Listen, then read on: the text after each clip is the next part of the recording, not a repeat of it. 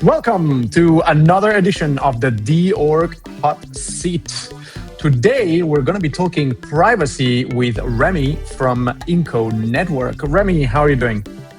Yeah, I'm doing great. Thanks for having me. Of course, it's a pleasure having you here. Let's get straight into matter because we don't have that much time, right?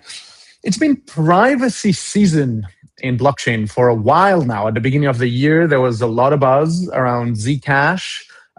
Previously, in November or so, Aztec, privacy-focused L2, was released as well.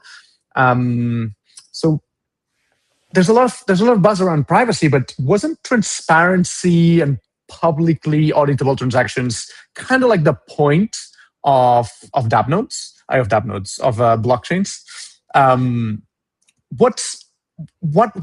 do we benefit from privacy? What problem does confidentiality solve? Yeah, that's a really good question. And if you look at the history of blockchains, right? First we have Bitcoin and then Ethereum. Transparency is really useful because what you want is a ledger that's trusted by everyone. So you need to be able to recreate these transactions and make sure that there's no double spend, nobody's cheating, right? Now, there's a problem with this, which is if everything is transparent and crypto is money, then how can you ever take this to mainstream, right? Like I can see your salaries, I can see what you're buying, who you're paying, all these things doesn't quite make sense once you think about money, crypto as actual money that needs to be operational. And so privacy is, in my opinion, one of the last remaining frontier that hasn't been quite solved yet in the crypto space. And we already have scalability, we have interop, and I think privacy is kind of like the last frontier to make this whole experience of crypto complete. And so the question that you asked is like, why do we need confidentiality? This is not just about obfuscating your transactions. What if you wanted to do like a voting, like a governance application? Today I can see what you're voting for, and imagine having this for presidential elections, right? Like you're broadcasting basically to your family, to your friends, to your coworkers who you're voting for, and then there are actually families that fight over this kind of stuff, right? So in a way, blockchains being this like programmable layer is not quite complete from a user but also developer experience, unless you are able to basically obfuscate certain information states as you want. Yeah. Nice. I was about to ask for like one application that could not exist on a transparent blockchain, but I think you already gave it, right? Like voting. Voting is clearly something that you don't want out there. And DAOs are used to that. DAOs are voting publicly all of the time. But yeah, if we want to vote for democratic systems, maybe not. Are there other cases? Oh, I have a huge list of use cases. but even about DAOs, we've been chatting with a few governance projects recently, and yeah, there is definitely interest now in private voting as well. And I just think like historically, enabling privacy to these use cases were super difficult and super complex. And this is what I would say has changed over the years is, privacy has gone through many generations, iterations, and cryptography has evolved quite a bit as well. So now you have this idea of basically programmable cryptography, but also verifiable, right? So not only you can obfuscate information, but you can still prove that this compute is still correct, right? I think that's what has also evolved over time. So back to use cases, the favorite use case I like to give is like, as an example, is actually gaming, because I think it becomes pretty obvious when you talk about things like poker, on-chain poker. How can you build a game like poker if all your cards are fully transparent? It is a bluffing game, so you have to be able to hide information on chain. But this is also true for most games that we grew up playing. They're actually fun, right? You need to hide your strategies, your moves. Even simple games like Pokemon, you have to hide your moves, maybe some of your stats.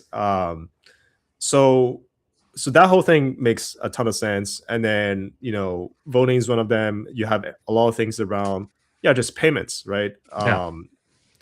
Payments realistically is really hard to become mainstream if everything is public at all times. It's kind of saying, hey, like show me your bank account to everyone, but but Every time that you you don't go have to pay a ask for it. coffee. Yeah. Yeah. Exactly. I really liked what you said that so blockchain started transparent because this was the only way to prove that nobody was cheating. If everybody had access to the same information, we could check. But now we have other primitives. We have some other cryptographical primitives that can sort of mathematically prove that we are getting to that result, or that nobody is cheating, or that we're doing something according to the rules without necessarily the clear transactions, right? Okay. Yeah. Let's get into the Lightning, Inco Lightning. When you say confidential smart contracts, what exactly can be hidden? Balances, amounts, addresses, business logic, and what needs to remain public? There's a transaction on the blockchain that needs to exist. What is public and what is private? Yeah. So given this audience is a little bit more technical, I assume that most have tried writing smart contracts in Solidity. So by default, you have all these types, right? Euints, booleans, addresses, strings. These are all transparent. So when you deploy a smart contract on chain, you assume that all these states are viewable by anyone at all times, right? What the confidential smart contract library introduces are basically encrypted data types. So instead of euints, it's an euint, encrypted integer. Instead of booleans, encrypted boolean, ebool, or encrypted address, eaddress. And so what this means is that for that specific state, it's going to look like gibberish on chain. It's basically encrypted. So that's kind of like the basic form of an encrypted state. Now the magic happens really when you can actually compute on top of these magic states. So you can add, divide, multiply. You can do comparisons, and so you can basically transform these encrypted states from one state to another without having to decrypt in the middle, right? So this is where something like okay. So to understand, we're gonna get into the deep parts of it a little bit later. But so just to understand, sort of like an overarching thing, you have the smart contract, you have all the logic. This is public, but you don't know what values you're managing on this smart contract, right? Correct. And it's clear. It's important to differentiate. We're not obfuscating the logic that is still on chain, right? Every single execution. This is where all the validators, everyone will execute the same thing. The states are private, and then you can compute on top of these states. So let's take the example of a private voting. You're basically tallying, on top of a sum that's either favor, against, or abstain, and you keep on adding to them, just privately. You don't know by how much you're adding to each of these states, right? Yeah. Yeah. And so all this computation, all this gibberish gets decrypted somewhere, and there is some computation that has to happen somewhere, right? Like I believe you're using TEs.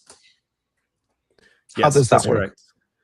So if you think about combination compute, I would say there are a couple of categories. You have ZK, MPC, FHE, TEs.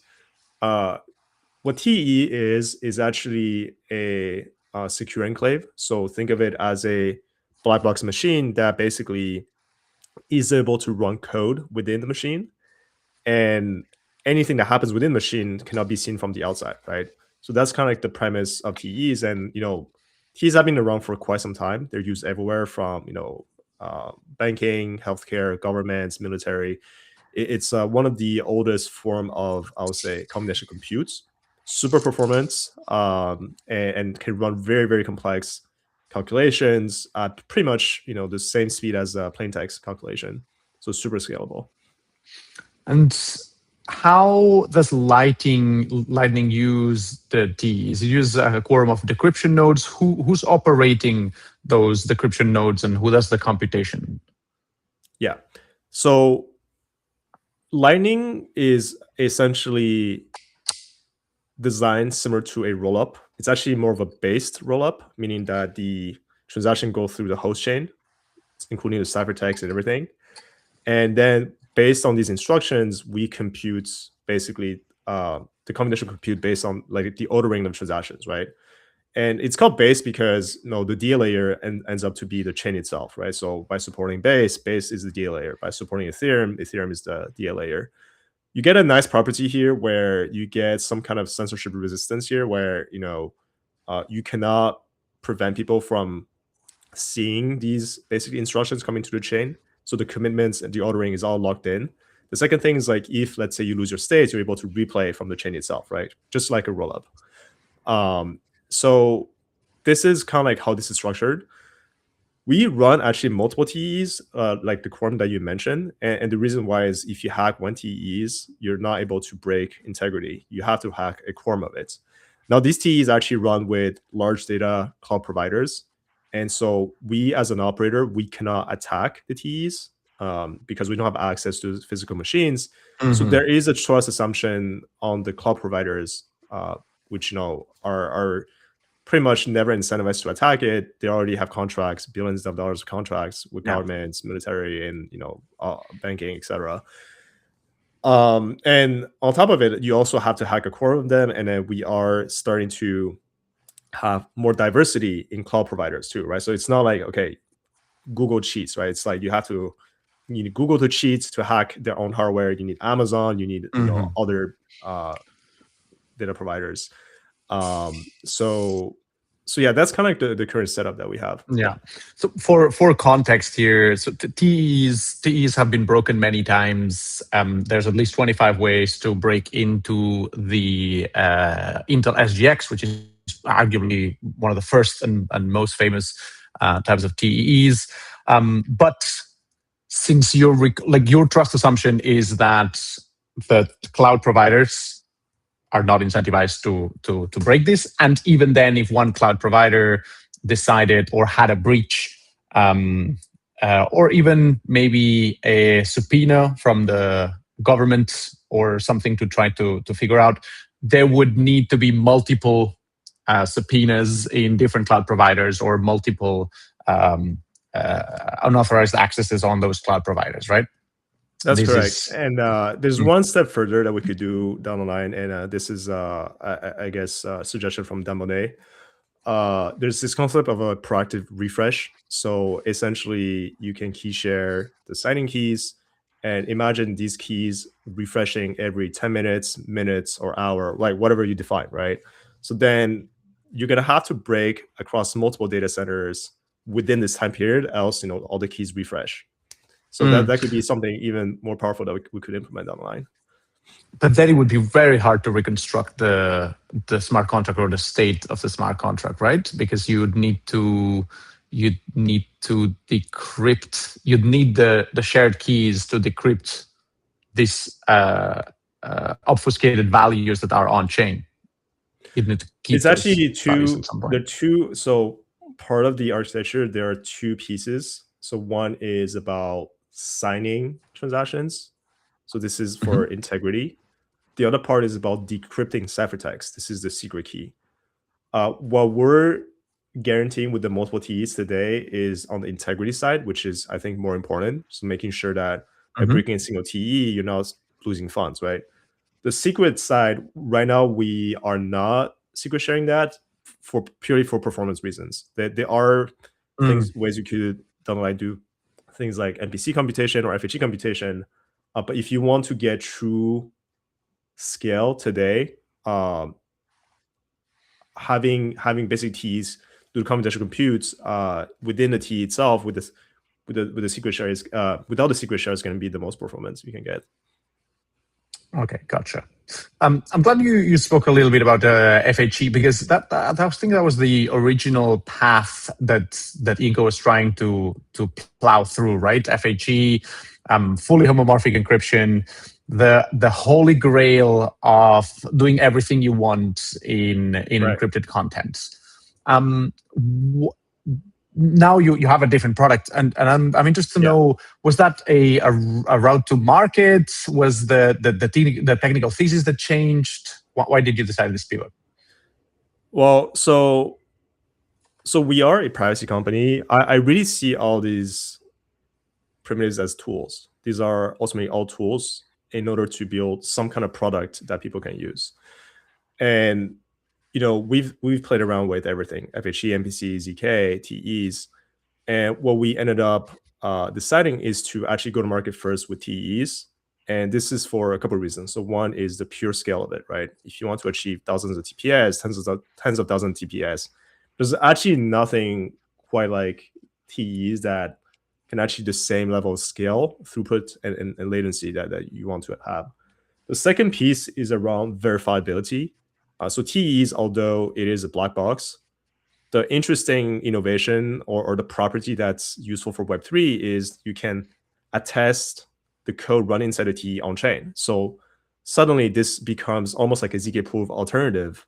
You have some kind of guarantee on top of the scalability, which is actually not a property that you can get at scale for things like FHE and MPC. Like ZK, FHE, super far away. It's going to take way too much time. ZK MPC does exist. However, still, there are concerns around scalability as well. And one thing that I think is a little bit underrated is, as we chat more with institutions and enterprise, we realize that basically, it's actually a lot of risk for them to put a lot of money on new types of cryptographies that are not necessarily time battle tested, right? Like even ZK arguably is still about 2 years away from being fully production ready. There's still bugs being found all the time, right? Now we have this threat about quantum too, right? So now, maybe everyone should move to Starks instead of Snarks. I mean, these things are quite, I would say, still evolving. There are still a lot of potential bugs. And so why would you put billions today on some of these new cryptographies? You're just taking massive risk as a bigger institution enterprise, right? And these guys think long terms, like 10, 20 years, 40 years. Versus TEs, has been around for quite some time, and oftentimes they're already using TEs for, in many cases for their setup, right? So I think there is the practicality side of things where you do want cryptography to sort of mature a little bit more before, too much money goes on it, and you have some of these irreversible consequences, right, with the hacks and all that. So yeah, like I said before, like we're a privacy tech company. We are quite cryptography agnostic. We will rather focus on building a very seamless and usable product today, and then upgrade that over time, right? So whether it is MPC, FHE, or ZK down the line, that makes this product still, a great product, but can increase the safety or the privacy, then yeah, I think we can keep on upgrading this as we go. Sure. Makes sense. It was a form. It was a way to get closer to use a technology that is more understood by your potential customers, and also ensure that there's this provenness to the technology itself. I also think in Web3, for the longest time, people were too focused on the tech and not enough on the products, which I also think why privacy today, most privacy products out there today are still very hard to use.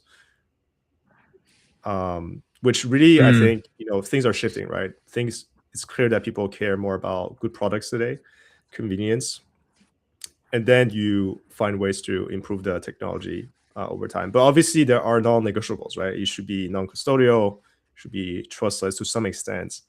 But the pure, like, oh, I absolutely want to use this technology versus I just want a better product, I think it's becoming clear which way people are going toward it today. Yeah, certainly.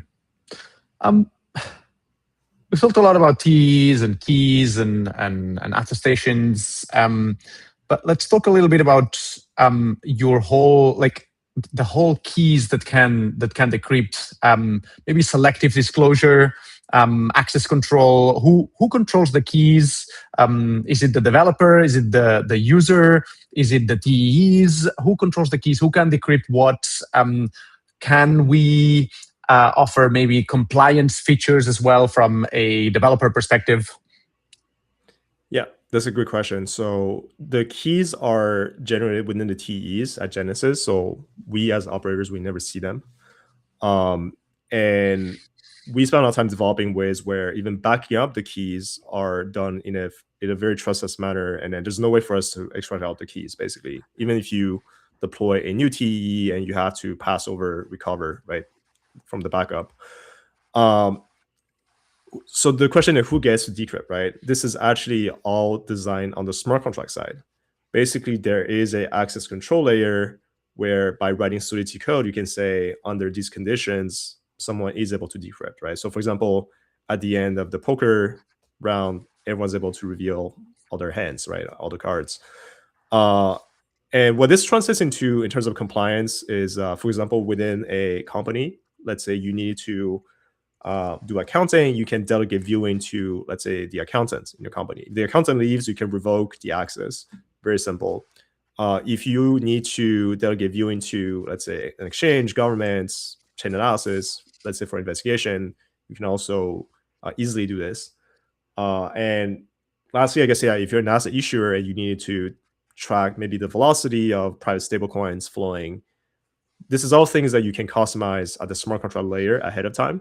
But it's not only ahead of time, but let's say you want to change the rules, you can also program in a way that via governance, voting, or upgrades, you can just basically change these rules if you wanted to. But we basically leave the flexibility for the developer to customize however they want. And I do believe we have probably one of the most flexible access control framework that anyone can use to just develop and customize any sorts of use cases and conditions for decryption. And I guess, yeah, you mentioned compliance. I actually really think privacy and compliance do go together hand in hand. I know it's a little bit less cypherpunk to say this, but talking to, again, like institutions, fintechs, merchants, law enforcement, there is quite a bit of a gap today, the way cypherpunks think about privacy tech versus what is actually required to go mainstream. Now, I would say, the cypherpunk techs work great. I actually think they're very, amazing pieces of technologies. And then the reality is, like, you have a choice, right? As a user, you could use something more cypherpunk if you want to. But on the other hand, if you actually want to hide your salaries and then still be able to buy a coffee, then this is where the compliance and privacy has to go hand in hand long term, in my opinion. And I think, yeah, I think we're at a point in time with privacy innovation where there are more and more privacy projects willing to think through more around, how can we make this more compliant and more practical for mass adoption? While, the cypherpunk tools are still, they're still being used and adopted today. I think they work great. However, I think companies like ours, we're trying to tackle something a little bit more, more mainstream, I would say. You can use Monero if you want, or you can use Monero, an Zcash, institutionally backed product, and that's the segment that you're targeting. More things that companies could easily use and implement in their flows. Yeah, I think what it ends up happening is as a company or integrator, you're just going to have more options. You want to go the cypherpunk route, or you want to go the route where you don't have to worry about compliance. All you care is offering privacy to your end customers. Certainly. All right. Lightning is live. It's live in base. Is that right? And is there any production usage that you can point us to? What are the real users doing with Lightning? Yeah, so we launched a few weeks ago. Right now, we have a few games. We're launching governance pretty soon, and we're launching confidential tokens pretty soon as well. We just finished auditing it, and so some of our integrators want to do things like payroll. So that's coming live very soon on base. Yeah, nice. Did I also read about some payment system in Vietnam? Yeah, that's one of the teams that we're currently supporting, and fairly early. And yeah, that's definitely something that they're interested in offering to their end users. Nice. Yeah, I live in Southeast Asia as well, and QR payments are all over the place. All over Asia. Same in China with WeChat. Yeah, exactly. So interesting to see how we can integrate some privacy into this. All right, what's Inco's business model? How do you get paid? Yeah, it's very straightforward. It's again, we kind of operate like a roll-up. So every time you cast a confidential compute transaction on chain, we collect some gas fees. So that's really the model for Lightning. And so the more you use, the more you pay. And yeah, pretty straightforward. You can almost think of it kind of like similar to Chainlink as well, right? Every time you use their VRF product, you just basically consume some gas or some tokens. Fair. And what exactly makes you better than integrating these on the base layer itself? Starknet is trying to do private payments as well. What's your moat? What makes you more resilient to that particular threat? That's a good question. So one thing I didn't talk much about today is this idea of composability. So this is kind of like, I'll say, the part that I'm most excited about our stack is all these encrypted states that you have within the EVM, they're actually composable. So let's say you deploy a confidential token contract, right? And then your balances are hidden. And I deploy a private voting contract where the vote choice are hidden. What happens is you can actually cast the votes with the private amounts with a private choice, because your contract can call my contract essentially. So what we've been able to achieve is essentially enable composability among private states within the existing EVM environments. And so what this creates, what it really means is network effects down the line. So if there are more and more primitives that can actually compose with each other, they do become DeFi Legos, right? Similar with ERC20s being used by Uniswap for swapping, Morpho for lending. As people build more and more primitives, there is sort of this like moat or composability aspect that I think can grow more and more over time.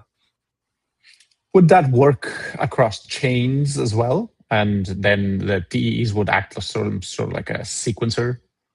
We haven't quite explored that angle yet. It is an interesting idea. But right now, the composability that we see is mostly within the smart contract environments. And obviously, you know, another way is like if we support 2 different chains, you could move a ciphertext from one chain to another. So call another confidential smart contract on the other side. That composability definitely works. But I think what you're alluding to is maybe something a little bit more like some kind of like omnibus or like some kind of like intent-based composability, which pretty I think is super interesting. I think that could be pretty cool. And I do think TEs could enable that, like, you know, in a interesting way. Yeah. Okay, last question for today. Inco says that Lightning is post-quantum secure, but as far as I know, TEEs are not quite quantum secure yet. And the attestation systems, the type of keys that are used on these attestations, and which part of the end-to-end system is actually post-quantum secure? Yeah, the post-quantum security that we're emphasizing is on the privacy side. So all the ciphertext that goes on-chain are fully post-quantum secure, which is not the case with, funny enough, most privacy projects out there, which really means that eventually all these things are going to be decryptable, right? So it's kind of a time bomb, in my opinion. I don't think people like to say it in crypto, but it's true. Like, what name and shame. Well, I don't have to really name and shame. I mean, pretty much all the ZK projects out there use elliptic curves, right? And it's all on chain, all goes on chain. So eventually you could decrypt everyone's purchase histories, transaction histories. And this is the problem of, you know, this idea of a harvest now decrypt later. The problem with crypto is that you can harvest forever. And so the privacy side kind of needs to be post-quantum secure today if it goes on chain. Else, there's no way in the future for you to fix that problem, right? So, so that's something that we realized basically last year, and then we had to redesign our architecture to make sure that all the ciphertext going on chain needs to be secure, private forever, basically. And again, a lot of the institutions, they think in decades, right? They're not thinking, I just want this to be private 2-3 years, because it could be liability for them down the line to leak user information, PI information. All right, excellent. Is there anything that that you'd like to talk about? How? Well, first, Is there anything that I've forgotten to say, to mention, to ask you about? No, I think we covered quite a bit today. I guess one thing I would like to share is we are starting a game jam pretty soon. So stay tuned to our channel, and we're basically pushing for people to build novel games, consumer products on base.